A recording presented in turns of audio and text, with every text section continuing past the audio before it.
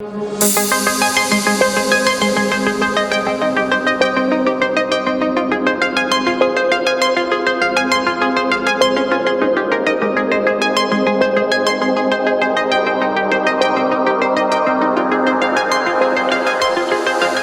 estamos en el capítulo 44. Wow. Imagínense, todo el año hemos predicado de Génesis. Wow. Tremendo. Y todavía nos quedan 2 semanas más. Y todo lo que hemos aprendido. Nos quedan 2 semanas. 2 semanas. 2 sábados, sí. 2 sábados, ¿no? Ujú. Bueno, uno realmente. Ah, sí, porque El 26 y termina el próximo es martes y primero miércoles de la subsiguiente semana. Sí. Un sábado queda. ¿Ok? ¿Cuántos han sido bendecidos con la palabra que hemos predicado todo este glorioso año? Amén. Porque todos los años son gloriosos en Cristo Jesús. La gente se enfoca en la vida que estamos viviendo ahora, en todas las circunstancias, pero la vida es más que eso. ¿O no? Así es. Yo pienso que la vida es más que eso. Porque hay momentos donde todo está revuelto, pero hay momentos donde todo está en paz. El año pasado, a esta altura, todavía no estaba Abraham. No. Ni siquiera estaba, no, ya estaba cocinando. Sí, Ya estaba cocinando. Ya estaba en la cocina. Ya estaba ordenado, ¿no? Ya lo habíamos ordenado, pero todavía la cigüeña no había atendido el... Estaba en Bangor. Estaba en Bangor. Ay, sí. Pero esas son las bendiciones que cada uno de nosotros tiene. ¿Saben qué? Nosotros tenemos que aprender a pensar, a tener en cuenta a Dios en todo nuestro pensamiento. Amén. Inclusive en las cosas que no son tan buenas. Porque en Él la vamos a encontrar. Amén. En Él tenemos que encontrar todas las cosas. A mí me impacta mucho cómo el Señor responde, cómo el Señor es fiel con los que son fieles. Amén. Sí, así es. Me acuerdo esta semana, estoy tomándolo de ejemplo a Néstor, pero él tenía un carrito, una camioneta que lo llevaba, ¿eh? Y un día que menos pensado, ¡pam!, se murió la camioneta. Le dio un ataque y se murió. Y en la tarde, ¿no? En la misma tarde, ya tenía carro. Inmediatamente Dios suplió su necesidad. Y entonces algunos dirán, ¿y a mí por qué no me suple? Muy buena pregunta. Muy buena pregunta. El pastor se pasó todo el año sembrando de su tiempo y de sus finanzas. No, imagínense que el templo lo puso Para el bonito. reino del Señor. Me andaba empujándome a mí por todo el mundo y yo sufriendo. Ay, mi plata. Y orando al Señor. Y ahí está la siembra. Tenemos una iglesia linda, bien pintadita, bien bonita, con su piso bien. Hermanos, Dios es bueno. ¿Cuántos creen que Dios es bueno? Amén. Todo el tiempo Dios es bueno. Y porque Dios es bueno, nosotros debemos ser a imagen y semejanza de Él. Amén. Nosotros no debemos estar mendigando pan. Dios es bueno. Este año que viene, este año no el hebreo, porque el hebreo ya empezó, pero el año nuevo occidental que viene, yo declaro que va a ser un año bueno para la iglesia. Porque no puedo decir lo contrario para el mundo entero, porque el mundo entero está en decadencia, el mundo entero está desbalanceado totalmente. Así es. A lo malo le llama bueno y a lo bueno le llama malo. Imagínense, ustedes se imaginan cuánta gente clamando que le hagan los bares, y esa misma gente clamando para que le cierren las iglesias. Díganme si lo estamos al revés. Pero bueno, ese no es el motivo de hoy. El motivo de hoy lo tenemos en el capítulo 44, donde estamos viendo que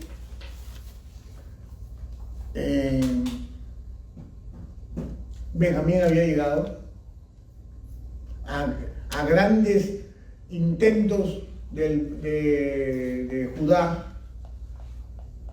Pudo llegar Benjamín a Egipto para compartir con sus hermanos. Ya lo vimos la semana pasada que ahí hubo un banquete y hubo ciertas cosas.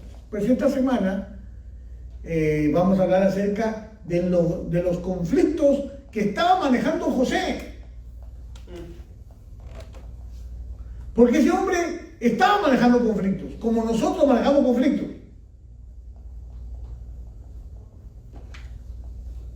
Algunos de nosotros en algún momento habrá tenido la necesidad de confrontar algo familiarmente y se ha ido aguantando y como que no quiere, y como que no quiere salir. Y acá es un trago, una cosa, un hueso atragantado ahí que no termina de salir. Yo me imagino a José. Porque la primera parte del capítulo 44 es que ese hombre todavía estaba dudoso que si sus hermanos habían cambiado o no habían cambiado. Porque acuérdense que hay un tiempo donde él no los ve, donde él no sabe qué está pasando con esa familia. Estoy tratando de poner el fundamento, tratando de explicarle a usted de que esa familia estaba en conflicto, aunque los hermanos que estaban ahí eran 11. Los 11 que estaban ahí no tenían ni la menor idea de que estaban frente a José.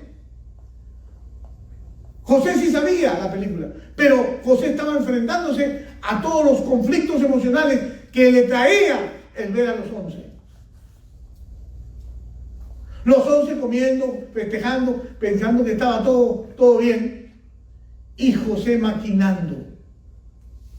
¿Cómo voy a comprobar si mis hermanos? Porque no había, ojo, quiero aclararle que en José no había deseo de venganza. Así es. Como puede haber en el corazón humano. ¿Tenía motivos? Sí.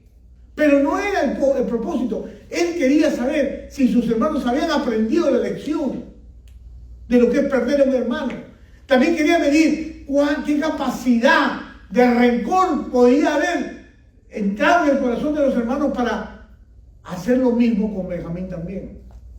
Porque recuerden que todo esto lo sembraron Jacob, Lea, Raquel, Bilpa, Silpa y todas las personas de las cuales se vieron involucradas en eso. Son conflictos de años que generaron este tipo de situaciones que nunca se escaparon de la mano de Dios, porque no podemos decir que el Eterno estaba ausente de estas cosas. No, Él tenía un plan.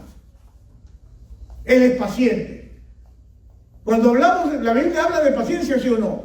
¿Cuántos son impacientes aquí? A ver, levante la mano los impacientes. Era. ¿Ah? Ay, qué espiritual me salió esta Hay que muchacha. declararlo con fe, pastor. Ah, pues sí, ay, qué buena salida. Acuérdate que la boca tiene poder. Exactamente. ¿Ve? Hasta él está. Hasta ahora está dudando de lo que está diciendo. Bueno, pero ¿saben qué pasa, hermano? Los impacientes les tengo una buena y una mala. ¿Cuál quiere primero? La mala. Es que Dios es tan paciente que tiene toda la eternidad. Así que si eres impaciente, pues la mala noticia es que vas a tener que esperar mucho tiempo. Porque cuanto más impaciente, más espera. El impaciente espera más. ¿Y cuál es la buena? Esa es la buena. En el Señor todo lo cambia. Amén. Así que si tú entiendes y cambias tu impaciencia y dices, Señor, ya no quiero ser más impaciente, quiero ser la persona más paciente, entonces el Señor comienza a cambiar las cosas en tus vidas. Wow. Imagínense. Diga, y pastor, ¿cómo puedes comprobar que Dios es tan paciente? Imagínate tú la vida de José. Todo ese tiempo donde José estuvo en prueba, Dios pacientemente esperando. Así es. Él no se apresuró. Y cuando se quiso salir de la situación, José, 2 años más, para que sigas aguardando paciencia. Sigue aprendiendo paciencia. ¿Cuántos quieren que le digan sigue aprendiendo paciencia? Piénselo, hay que ser paciente. Y usted mira, pastor, pero lo dice fácil. Yo también estoy contigo, no es fácil. No lo es. Esto no es nada fácil. Porque es una lucha contra los pensamientos. Es una lucha mental, qué tenaz que es luchar con el deseo de ver las cosas suceder.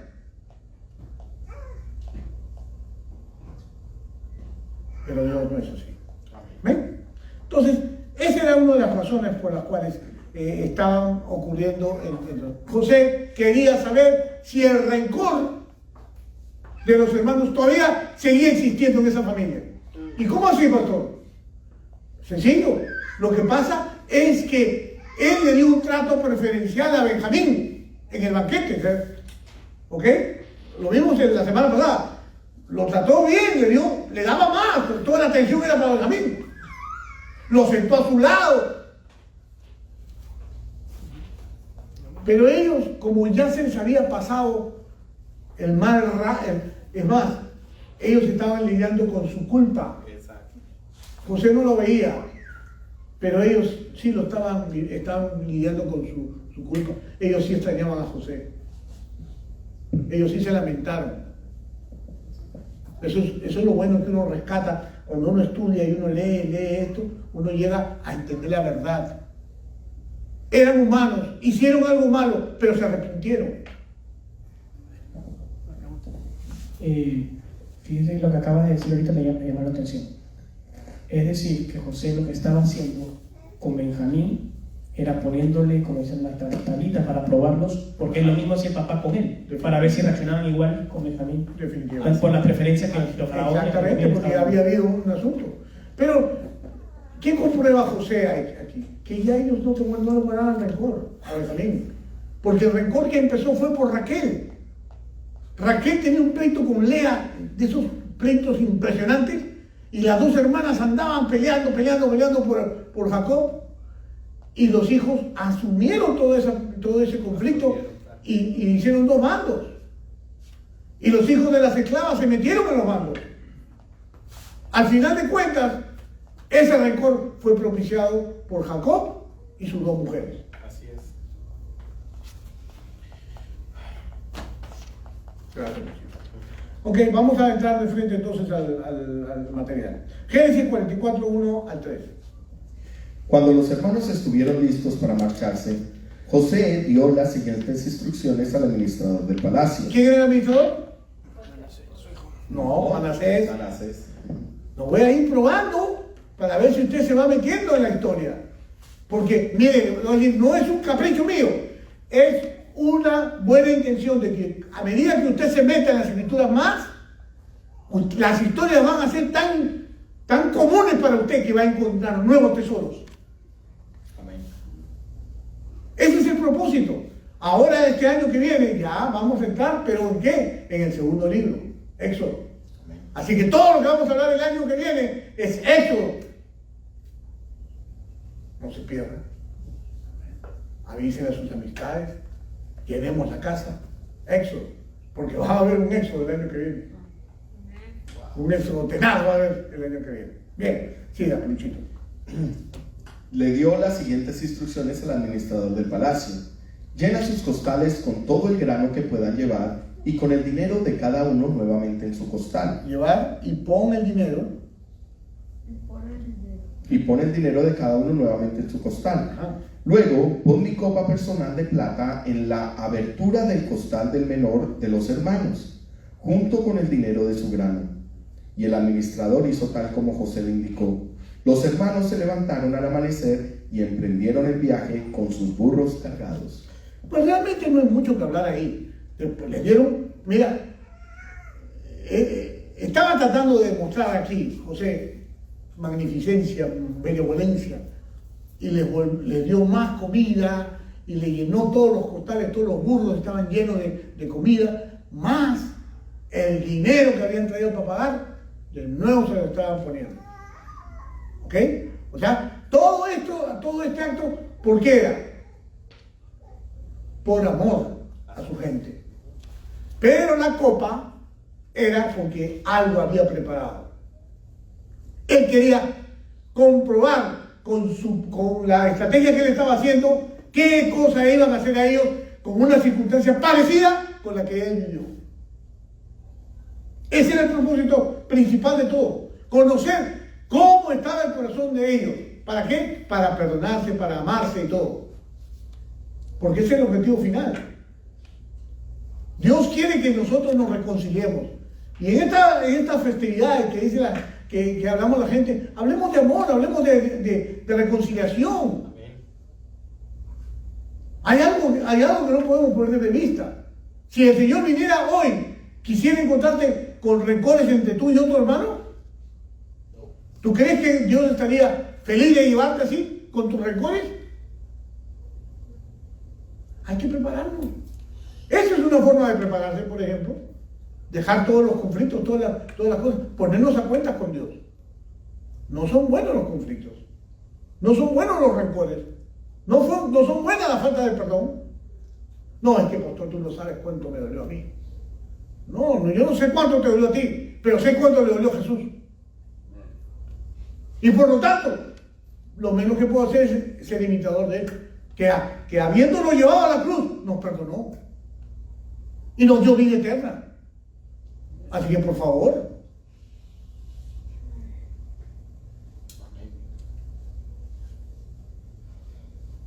Él tenía la intención expresa de hacerlos parecer, hacerlos sentir. En primer lugar, desagradecidos. ¿Para qué? Para poder ver la trama que vamos a ver en un momento. Génesis 44:4. Cuando habían recorrido solo una corta distancia y apenas habían llegado a las afueras de la ciudad, José le dijo al administrador del palacio: sal tras ellos y deténlos, y cuando los alcances pregúntales: ¿por qué han pagado mi bondad con semejante malicia? ¿Te das cuenta? La intención era de poderlos confrontar con una situación y preparar todas las situaciones. Pero ahí hay un detalle. Él calculó el tiempo que más o menos ellos tenían de haber salido. ¿Para qué? Para que no se salieran de la jurisdicción de Egipto. Porque ellos podían atacar al mensajero e irse. Si hubieran seguido siendo como eran antes. Antes eran unos bandoleros. Andaban juntos, era la ganga de los de José, los de Jacob. Los gangueros de Jacob. Y considerando, pastor, que el administrador era Menesés. Claro, era su sobrino.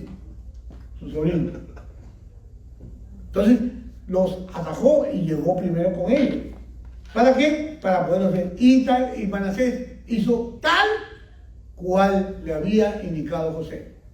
De frente les preguntó: ¿por qué han pagado mi bondad con semejante malicia? Yo me imagino la cara de ellos, un signo de interrogación. ¿Qué? ¿De qué están hablando? ¿No? Pues, imagínate, los acaban de despedir hace un ratito con bombos y platillos. Y allá como por Kendall. Como por Kendall ya los están atrapando. Lo están acusando de ladrones. ¿Y a dónde? ¿Cómo fue eso que tan rápido se robaron las cosas? ¿Ya ves? ¿Cómo yo la Abraham? Se dio cuenta que habían robado. Entonces, no te preocupes, Abraham, no te preocupes. No le gustan los robos. No me gustan los robos.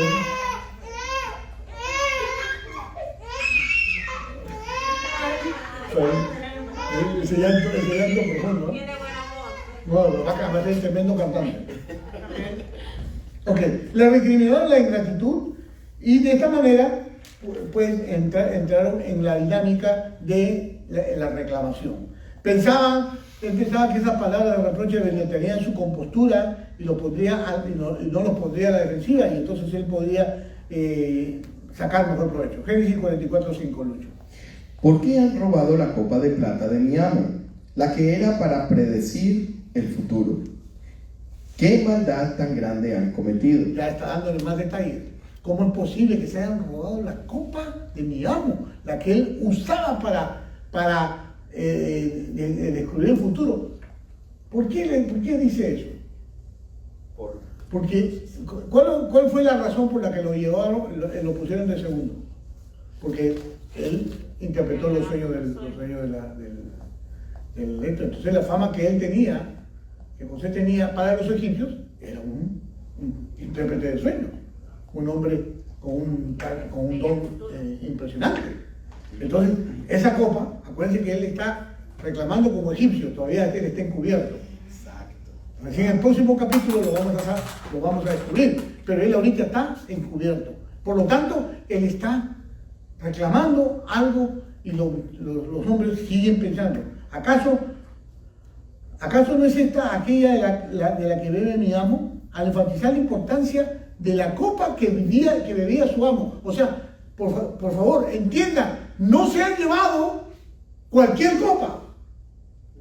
Se han llevado la copa de la que bebe el amo. Dicen que esa copa representaba muchísimo. Acuérdense que al copero casi lo matan por eso. Wow. ¿De acuerdo?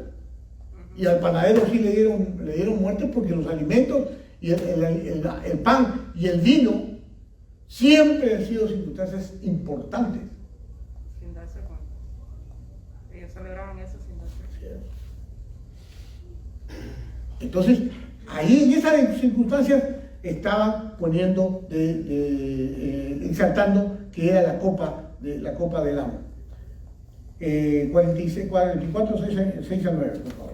Cuando el administrador del palacio alcanzó a los hombres, les habló tal como José le había indicado. ¿De qué habla usted?, respondieron los hermanos. Esta vez se cuenta la pregunta, ¿de qué estás hablando? ¿Cuándo nosotros nos embolsamos la copa? Eso no hacía siempre así, estaban reclamando. Nosotros somos sus siervos y nunca haríamos semejante cosa. ¿Acaso no devolvimos el dinero que encontramos en nuestros costales? Lo trajimos de vuelta desde la tierra de Canaán. ¿Por qué robaríamos oro o plata de la casa de su amo? Ahí viene la atadura. O sea, ellos, ¿qué estaban defendiendo? Su verdad. ¿Correcto? La verdad, ellos sabían que no se habían llevado la copa. Pero la copa iba a aparecer. Entonces, ¿qué pasa? Que por eso a veces uno tiene que tener cuidado cuando uno hace aseveraciones y no toma en cuenta lo que puede estar pasando. Esto a mí me pegó porque a veces somos muy lógicos. ¿Cuántos lógicos hay aquí? Entonces, aquí, cuidado que Dios te vaya a sorprender con algo ilógico dentro de tu lógica. ¿Existen las cosas ilógicas? Existen muchas, especialmente en lo sobrenatural de Dios. A mí me ha sorprendido muchísimas veces. Por eso yo era muy lógico, yo dejé de ser lógico hace mucho tiempo. Ahora soy un hombre de fe.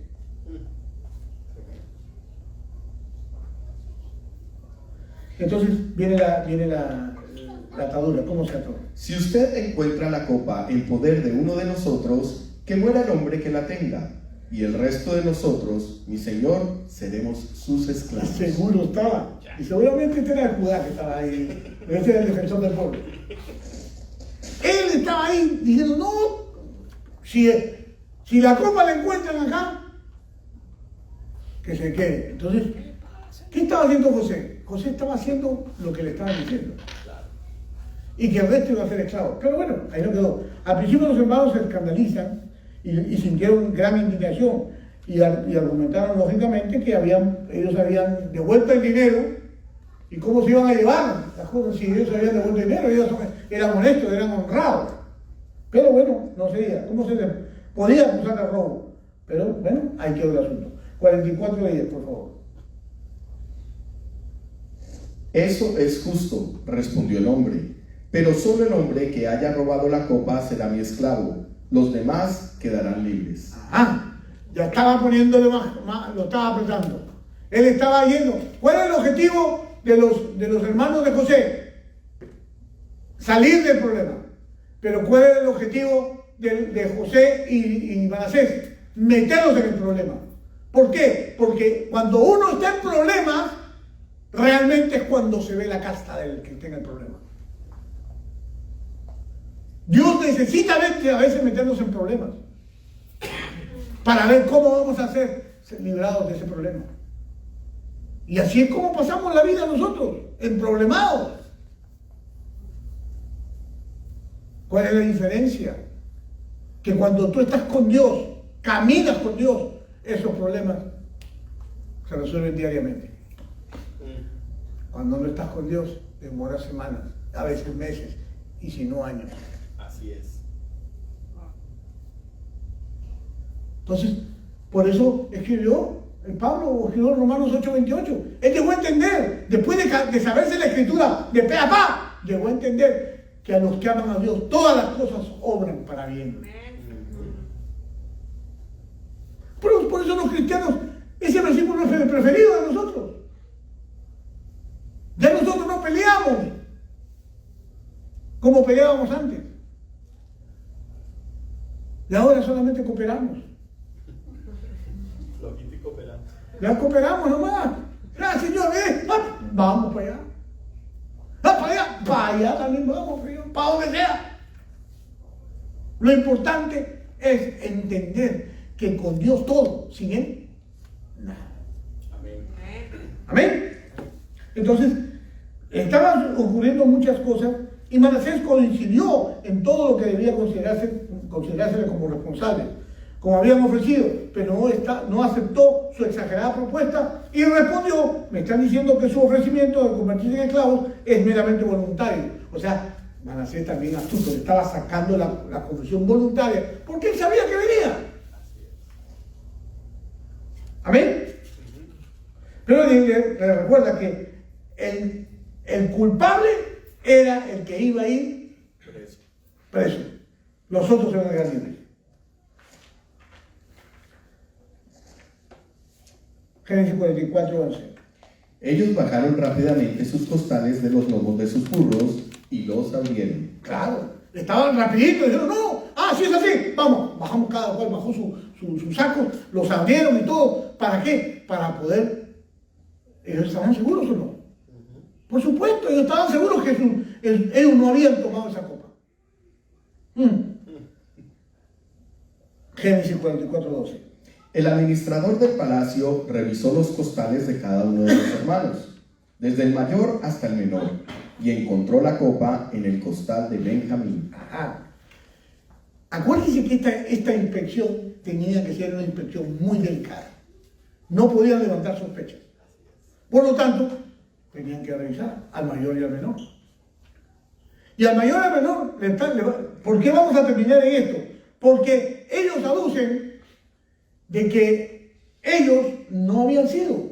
Por lo tanto, la deducción que vemos ahí que hace Manasés es que habían dos personas que no habían devuelto el dinero.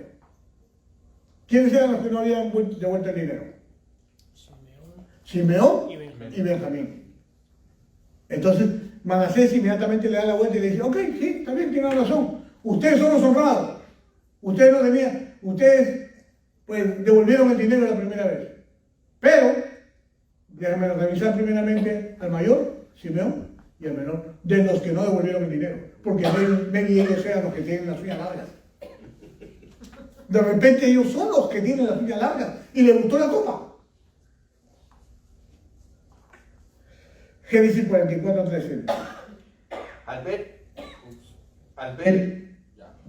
Al ver eso, los hermanos se rasgaron la ropa en señal de desesperación.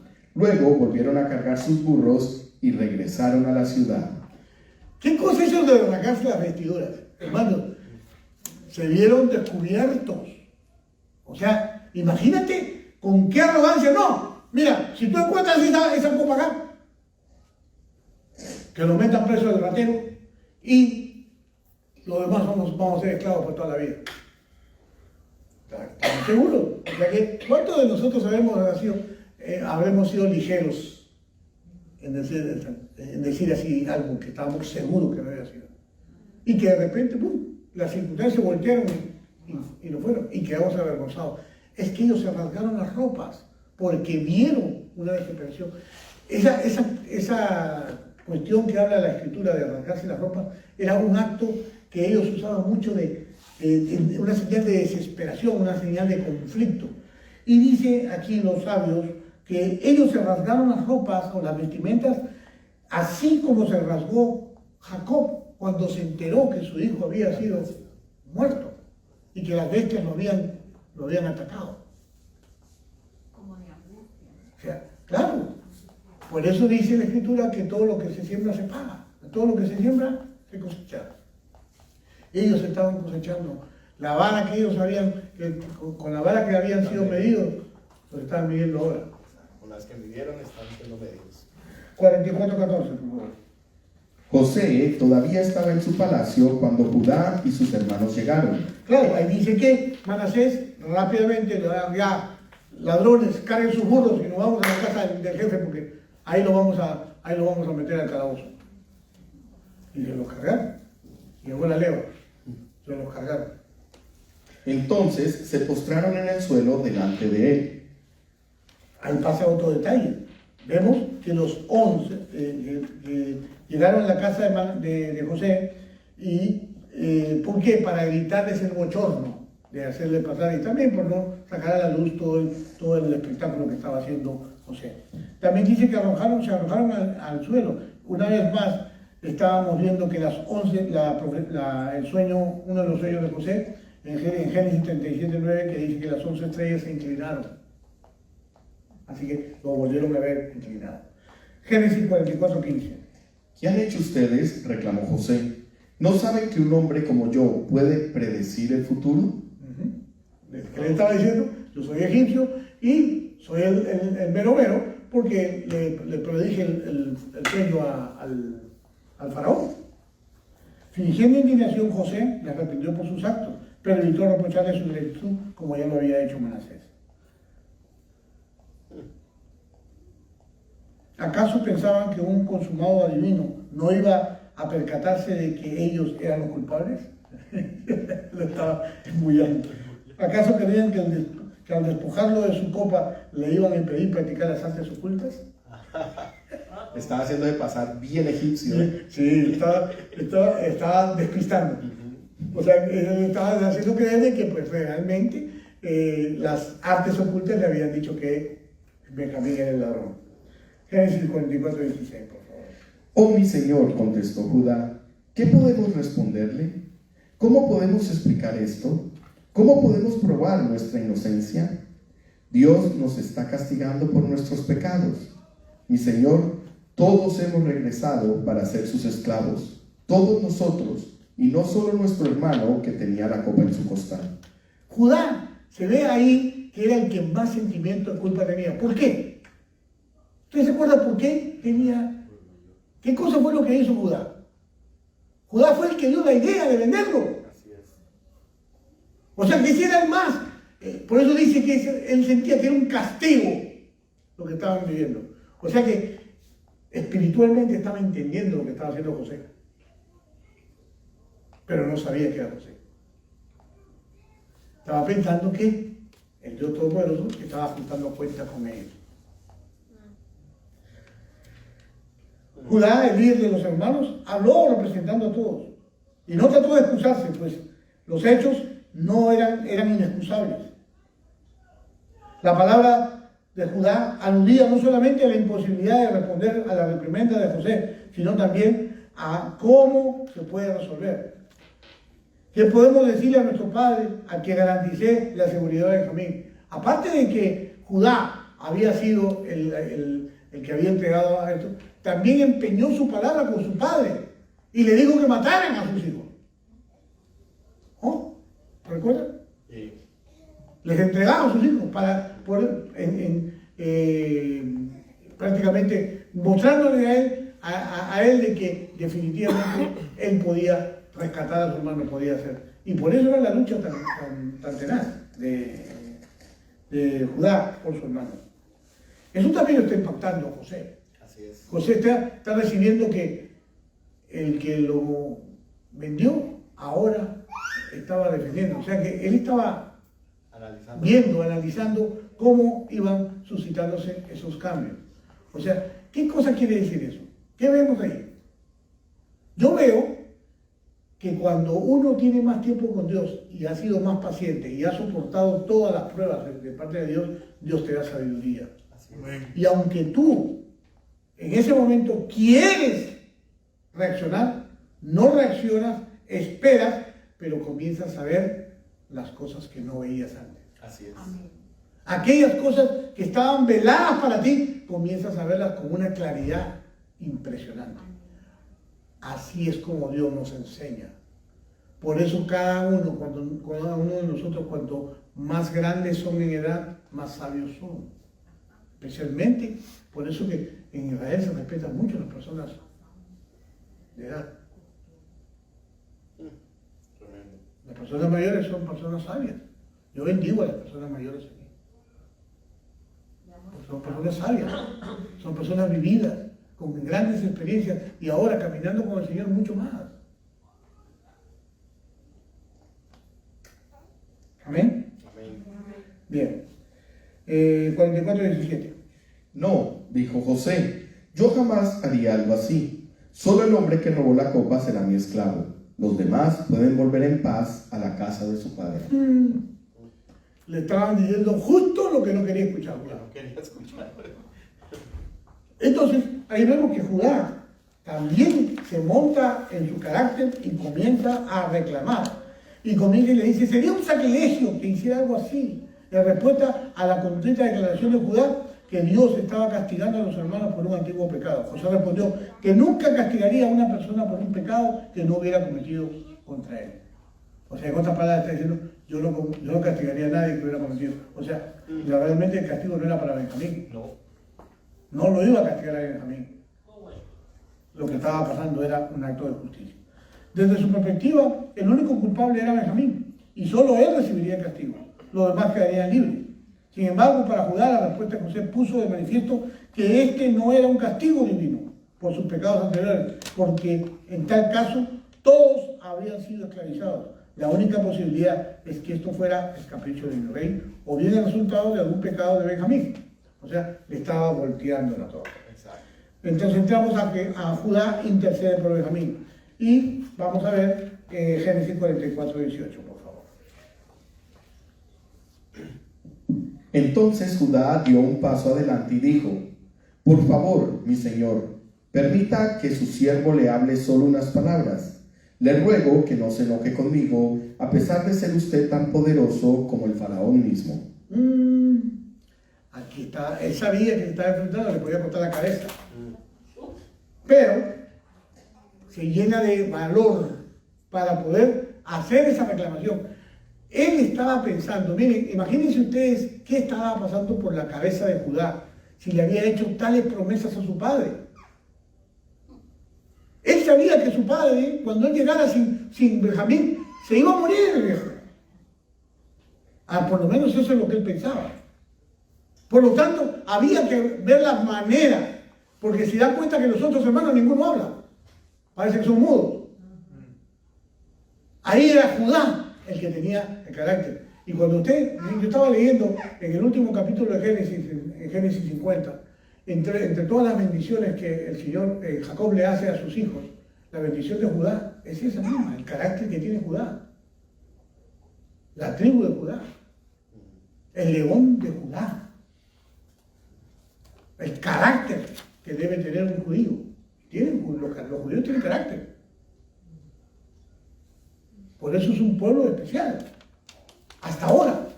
Un pueblo que ha preservado la cultura. Así es. Tiene sus deficiencias. Normal, como todo. Pero definitivamente, aquí Judá estaba en una posición de reclamar, en una posición de poder suavizar todo esto. Pero qué tremendo, porque dice, que cuando él le dice, por favor, mi señor, permítame que su siervo le hable solo unas palabras, él estaba clamando que palabras pudieran entrar en el corazón de José y que José pudiera salvarlo. Y le clama que ojalá que la ira, no, dice, cuando Judá se refirió a una palabra que quería que José aceptara, aludía a la súplica que estaba a punto de presentarle. En el versículo 33, que libere a Benjamín y que dejara que él mismo tomara su lugar como esclavo. Wow. Imagínense. ¿Había cambiado o no había cambiado Judá? Claro. Primero lo vendió, pero ahora él quería quedarse como esclavo por su hermano. ¿Cambió o no cambió? Claro que sí. Y que no encendiera su ira contra su siervo. Esto implica que Judá estaba dispuesto a hablar con franqueza, lo cual podía despertar el enojo de José. Por eso advirtió a José para que no fuera tomado por sorpresa y reaccionara con enojo. Uno de los sabios dice que Judá quiso decir, no te enojes cuando te dé a entender que fuiste quien nos forzó a meternos en esta encrucijada. Hasta ahí estaba llegando. Ya se la estaba tirando. ¿Por qué? Porque el Espíritu habla. El Espíritu nos discierne cosas. Pues le dice, tú eres como el faraón, te considero igual que importante que el rey. El Midrash interpreta la connotación interna de la frase en el siguiente sentido: serás afligido con lepra por haber detenido a su bisabuela Sara por una noche, Génesis 2:17. Le estaba mencionando la posición que representaban las autoridades, pero que el Dios Todopoderoso podía tener alguna consecuencia contra este faraón. O sea, en otras palabras, mira, Judá echó mano a todos los artículos que podía. Por un lado le estaba mencionando ya la Escritura que en su momento le dijo, ve a Abimelech, ¿no? Le dijo, ve y pídele perdón, no, ve y pídele consejo al profeta Abraham, porque es un profeta, no vaya a hacer que te mueras esta noche. Se lo estaba tirando. ¿Para qué? Porque recuerda que quiso acostarse con su bisabuela Sara. Entonces, ahí estaba le estaba metiendo a la chiquita para que entendiera, que posiblemente se podía morir en la noche, porque pues, le estaba metiendo a la esclavitud. O sea, manipulación por todos lados. Ya estaban jugándose las últimas cartas. Desesperado porque el faraón lo perdonara. Pero ya vamos a ver más adelante que eso no va a ocurrir. ¿Por qué? Porque hay otra cosa que cumplir. Dice, otra interpretación midrástica es que eres como el faraón en el sentido de que ninguno de ustedes cumple su palabra. Tú dijiste que querías poner el ojo sobre él. ¿Acaso a esto le llamas poner los ojos sobre alguien? Rambam discrepa con la última interpretación, pues en el sentido más simple de la narración no se le podía culpar a José de tratar con dureza al ladrón. Cuando Benjamín recién llegó, José lo trató con cortesía y una calidez desacostumbrada. Ahora era Benjamín, no José, quien se encontraba en deuda. Por lo tanto, el argumento de Judá debía entenderse como una súplica para que José exhibiera compasión, ya que se había autocalificado como un hombre temeroso de Dios. Por lo tanto, corriendo un enorme riesgo, Judá ofreció un argumento cargado de emoción, acicateado por la promesa que le había hecho a su padre, por el amor que profesaba por él. Concluyendo y diciendo, si solo uno de nosotros sabe permanecer como esclavo, entonces que sea yo, para que vuestro anciano y angustiado padre pueda volver a ver a su amado hijo menor. Dado que fui yo quien garantizó la seguridad de Benjamín, no puedo retornar a casa sin él, no sea que vea el mal que acontecerá, no sea que vea el mal que le acontecerá a mi padre. En otras palabras, Judá estaba jugándoselas todas porque realmente, es más, le tira prácticamente a José, de que él propició todo porque lo hizo, lo trató con afecto, con esto, y dijo que él era benevolente y todas esas cosas. O sea, por todos lados le tiró Judá, pero no pudo porque estaba claro el plan. Génesis 44:19. Mi Señor anteriormente nos preguntó a nosotros, sus siervos, ¿tienen un padre o un hermano? Ajá, vuelva. ¿Se acuerda que le dijo Jacob, no estén hablando de más? Entonces, en la extensa recapitulación del desarrollo de Judá de los acontecimientos yace implícitamente la sospecha de que el asunto de la copa era una siniestra conspiración contra Benjamín y los hermanos. Esa pregunta está ahí por esa razón, porque ya empezó a sospechar Judá, o sea que el Espíritu le estaba hablando de que ahí había algo turbio. Génesis 44, 20 al 23. Y nosotros respondimos, sí, Señor, tenemos un padre que ya es anciano, y su hijo menor le nació en la vejez. Su hermano de padre y madre murió, y él es el único hijo que queda de su madre, y su padre lo ama mucho. Ahí se dan cuenta de que le comienzan a narrar la historia de la vida de ellos, pero vuelven a abrir la herida de José. ¿Cuál es la herida de José? Que lo declaran muerto. Así es. Más adelante vamos a ver cómo José llora nuevamente, porque así lo tenía. Así es. Entonces, sigue. Usted nos dijo, tráiganlo aquí para que lo vean con mis propios ojos. Pero nosotros le dijimos a usted, mi señor, el muchacho no puede dejar a su padre porque su padre moriría. Pero usted nos dijo, a menos que su hermano menor venga con ustedes, nunca más volverán a ver mi rostro.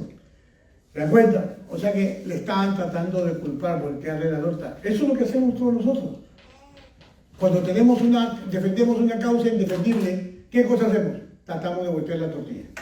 ¿Para qué? Para que el otro pues, se compadezca o por lo menos empatemos. No lo resultó, porque si llega a dejar a su padre, morirá. Jacob razonó, tal vez se ha decretado que los hijos de Raquel perezcan en el camino. ¿Se acuerdan que Jacob dijo eso? Envié a José en un viaje y nunca retornó. Lo mismo podría ocurrirle a Benjamín si lo envió. O sea, Jacob estaba cantando lo que podía pasar. Génesis 44, 24 y 26. Entonces regresamos a la casa de su siervo, nuestro padre, y le dijimos lo que usted nos había dicho. Tiempo después, cuando él nos dijo que regresáramos a comprar más alimento, le respondimos, no podemos ir a menos que permitas que nuestro hermano menor nos acompañe. Nunca llegaremos a ver el rostro del hombre a menos que nuestro hermano menor esté con nosotros. Si se dan cuenta ustedes, él repite muchas veces eso porque esa fue la frase que lo impactó a él. Y como lo impactó eso, tu siervo, mi padre, los sabios critican a José por haberse quedado callado cuando el padre fue escrito de esa manera degradante. Pero realmente José no podía. Si quería continuar con su plan, no podía hablar de esto. Por eso los sabios hebreos lo critican. Pero realmente no estaba haciéndole el recuento de toda la historia que José sabía perfectamente para llegar a la conclusión de que no lo dejarían ir. Dice Génesis 44, 27 y 28, por favor.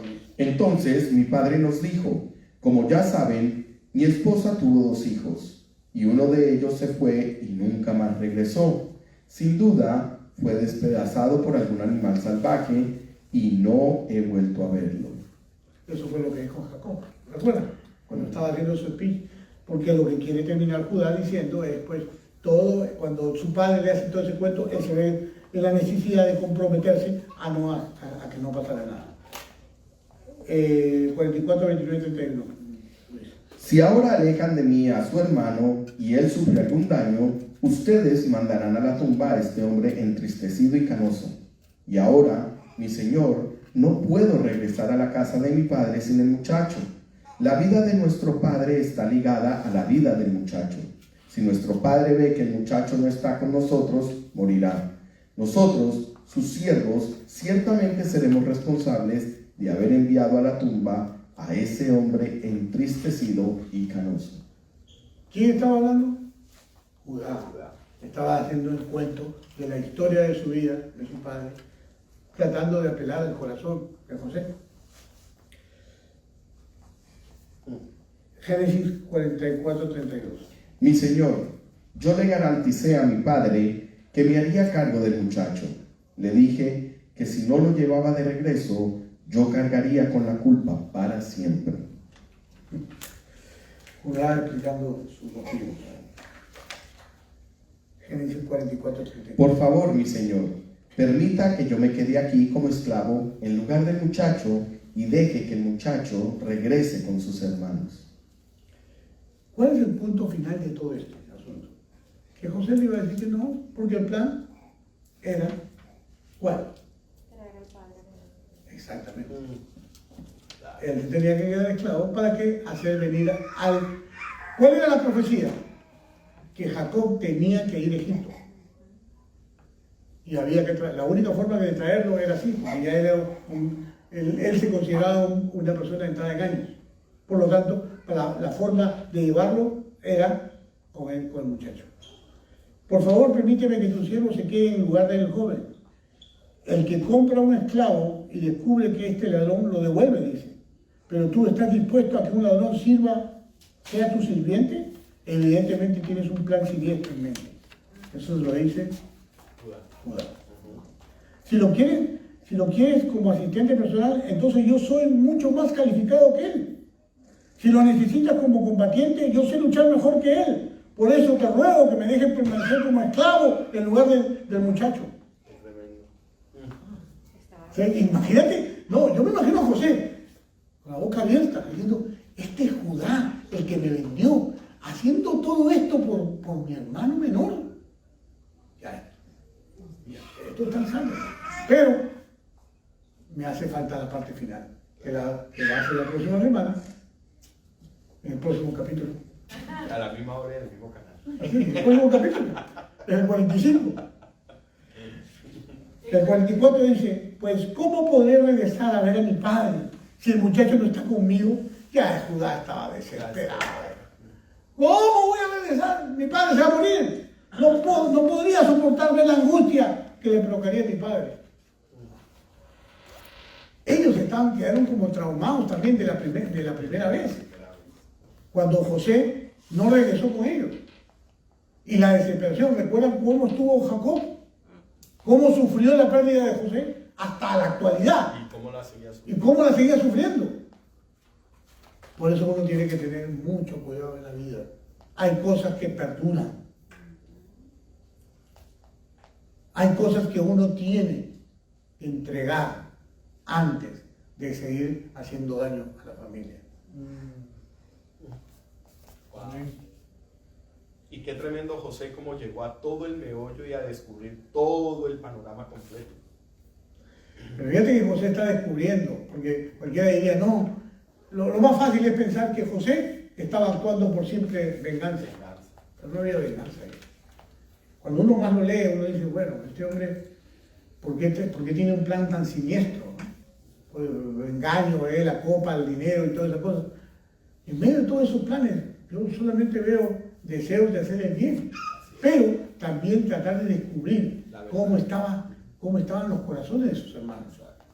Porque ya en su corazón, miren, ¿ustedes creen que no fue suficiente para José el tiempo de cárcel para sanar el corazón? Yo pregunto, ¿Dios podría usar a una persona como lo estaba usando a José con el corazón envenenado? ¿Ustedes qué creen? Por lo tanto, entonces las pruebas que nos muestra la Escritura con respecto a la vida de José, porque siempre nos han predicado y nos han enfocado en la prosperidad, en lo que José, que esto, que lo otro, no. Yo estoy viendo a un hombre que fue probado en la cárcel, que fue probado en la angustia, que fue probado en la soledad, donde Dios tuvo que sanarlo y a través de la buena voluntad, del buen ejercicio del bien, fue como José se convirtió en el hombre que se convirtió. Así es. Entonces no les puedo predicar otra cosa, les puedo predicar que José aprendió bien la lección. Aquí nos está dando una muestra más de que un corazón puede ser sanado no con la venganza, no con el rencor, sino un corazón es sanado en el lugar secreto con Dios. Así es. Un corazón dañado solamente va a ser sanado haciendo el bien, siendo humilde. Es una mentira cuando el diablo dice, ¿te vas a dejar? ¿Vas a dejar que te sigan pisoteando? ¿Vas a dejar que te sigan insultando? Él dice que no, él dice que no, él dice que no. No le gusta esa No le gusta la palabra. ¿Se van a dejar ustedes? Tengo que predicar despacito. ¿Se van a dejar?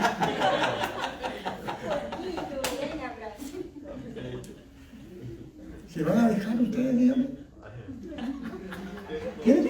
Tienen que entender, hermanos amados, que nada que esté en nuestras fuerzas nos va a poder liberar como cuando Dios decide sanarte. Así es.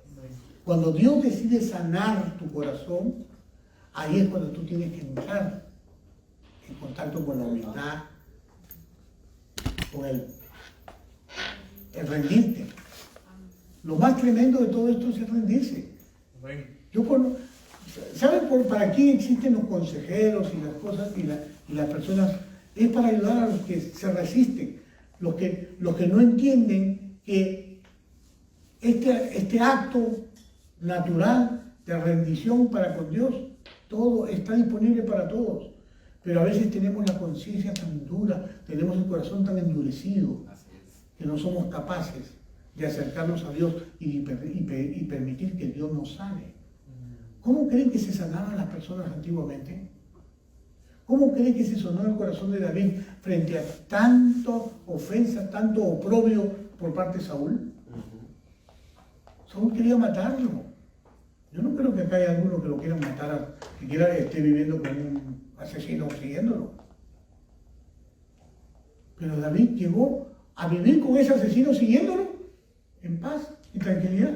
¿Por qué? Porque contaba con un Dios todopoderoso que lo tenía siempre un paso adelante de él.